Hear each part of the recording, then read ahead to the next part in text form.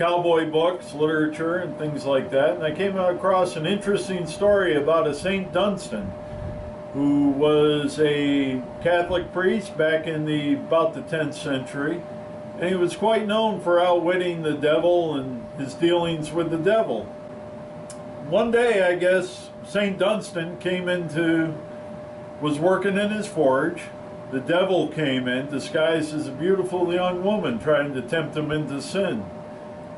And Dunstan, he was pretty smart and pretty aware, and he looked down and he saw the cloven hoof underneath the devil's skirt and said, I recognize old Lucifer. So he grabbed hold of that foot and he nailed a horseshoe to it. Bildad, cried Captain Peleg. At it again, Bildad, eh? You've been studying those scriptures now for the last 30 years, to my certain knowledge. How far you get, Bildad?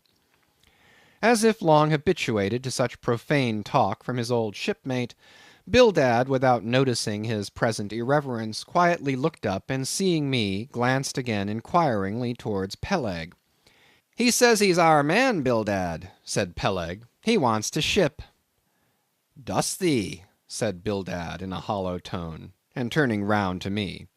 I dost, said I unconsciously, he was so intense a Quaker.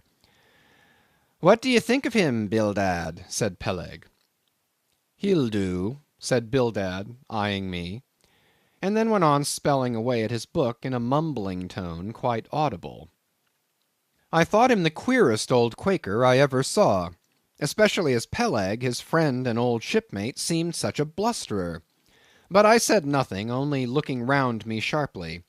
Peleg now threw open a chest, and drawing forth the ship's articles, placed pen and ink before him, and seated himself at a little table. I began to think it was high time to settle with myself at what terms I would be willing to engage for the voyage. I was already aware that in the whaling business they paid no wages, but all hands, including the captain, received certain shares of the profit, called lays, and that these lays were proportioned to the degree of importance pertaining to the respective duties of the ship's company. I was also aware that being a green hand at whaling, my own lay could not be very large, but considering that I was used to the sea, could steer a ship, splice a rope, and all that, I made no doubt that from all I had heard I should be offered at least the 275th lay, that is, the 275th part of the clear net proceeds of the voyage, whatever that might eventually amount to. And though the 275th lay was what they call a rather long lay, yet it was better than nothing, and if we had a lucky voyage, might pretty nearly pay for the clothing I would wear out on it, not to speak of my 3 years' beef and board, for which I would not have to pay 1 stiver. It might be thought that this was a very poor way to accumulate a princely fortune, and so it was, a very poor way indeed.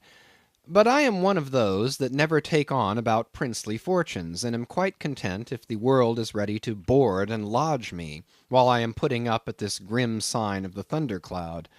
Upon the whole, I thought that the 275th lay would be about the fair thing, but I would not have been surprised if I had been offered the 200th, considering I was of a broad-shouldered make. But one thing, nevertheless, that made me a little distrustful about receiving a generous share of the profits was this.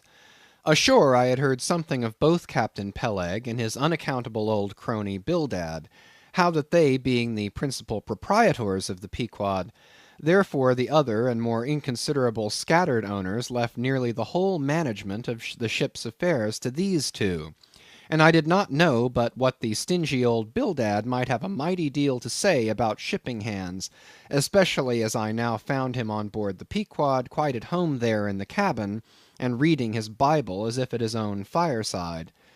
Now, while Peleg was vainly trying to mend a pen with his jackknife, old Bildad, to my no small surprise, considering that he was such an interested party in these proceedings, Bildad never heeded us, but went on mumbling to himself out of his book, "Lay not up for yourselves treasures upon earth, where moth—" "Well, Captain Bildad," interrupted Peleg, "what do you say? What lay shall we give this young man?" "Thou knowest best," was the sepulchral reply. "The 777th wouldn't be too much, would it?" where moth and rust do corrupt, but lay. Lay, indeed, thought I, and such a lay. The 777th? Well, old Bildad, you are determined that I, for one, shall not lay up many lays here below, where moth and rust do corrupt. It was an exceedingly long lay, that indeed, and though from the magnitude of the figure it might at first deceive the landsman, yet the slightest consideration will show that though 777 is a pretty large number, yet when you come to make a tenth of it, you will see, as I say, that the 777th part of a farthing is a good deal less than 777 gold doubloons, and so thought I at the time. "I blast your eyes, Bildad," cried Peleg. "Thou dost not want to swindle this young man. He must have more than that." 777th, again said Bildad, without lifting his eyes, and then went on mumbling, "For where your treasure is, there will your heart be also." "I am going to put him down for the 300th," said Peleg. "Do ye hear that, Bildad? The 300th lay, I say."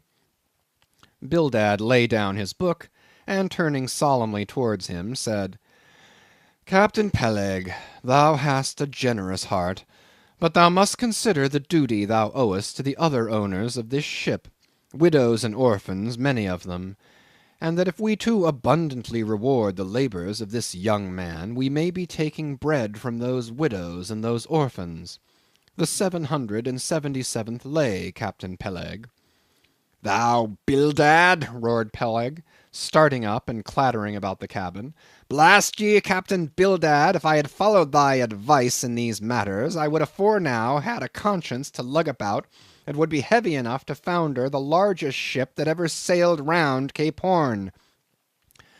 "Captain Peleg," said Bildad steadily, "thy conscience may be drawing 10 inches of water or 10 fathoms, I can't tell. But as thou art still an impenitent man, Captain Peleg, I greatly fear lest thy conscience be but a leaky one, and will in the end sink thee foundering down to the fiery pit, Captain Peleg." "Fiery pit! Fiery pit! Ye insult me, man. Past all natural bearing ye insult me. It's an all-fired outrage to tell any human creature that he's bound to hell. Flukes and flames, Bildad, say that again to me, and start my soul bolts, I'll swallow a live goat with all his hair and horns on. Out of the cabin, ye canting, drab-colored son of a wooden gun. A straight wake with ye." As he thundered out this, he made a rush at Bildad, but with a marvellous oblique sliding celerity, Bildad for that time eluded him. Alarmed at this terrible outburst between the two principal and responsible owners of the ship, and feeling half a mind to give up all idea of sailing in a vessel so questionably owned and temporarily commanded, I stepped aside from the door to give egress to Bildad, who, I made no doubt, was all eagerness to vanish before the awakened wrath of Peleg. But to my astonishment he sat down again on the transom very quietly, and seemed to have not the slightest intention of withdrawing. He seemed quite used to the impenitent Peleg and his ways. As for Peleg, after letting off his rage as he had, there seemed no more left in him, and he too sat down like a lamb, though he twitched a little as if still nervously agitated. "Whew!" he whistled at last. "A squall's gone off to leeward, I think. Bildad, thou used to be good at sharpening a lance. Mend that pen, will ye? My jackknife here needs the grindstone. That's he, thank you, Bildad. Now then, my young man, Ishmael's thy name, didn't you say? Well then, down you go here, Ishmael, for the 300th lay." "Captain Peleg," said I have a friend with me who wants to ship too. Shall I bring him down tomorrow?" "To be sure," said Peleg. "Fetch him along and we'll look at him."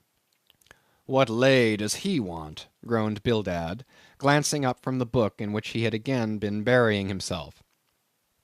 "Ah, never mind about that, Bildad," said Peleg. "Has he ever whaled at any?" turning to me. "Killed more whales than I can count, Captain Peleg." "Well, bring him along then." And after signing the papers, off I went, nothing doubting but that I had done a good morning's work, and that the Pequod was the identical ship that Yojo had provided to carry Queequeg and me round the Cape. But I had not proceeded far when I began to bethink me that the captain with whom I was to sail yet remained unseen by me, though indeed in many cases a whale ship will be completely fitted out, and receive all her crew on board ere the captain makes himself visible by arriving to take command. I recognize old Lucifer, so he grabbed hold of that foot and he nailed a horseshoe to it. Well, this caused the devil a great deal of pain and agony, and the devil begged him, please take that off.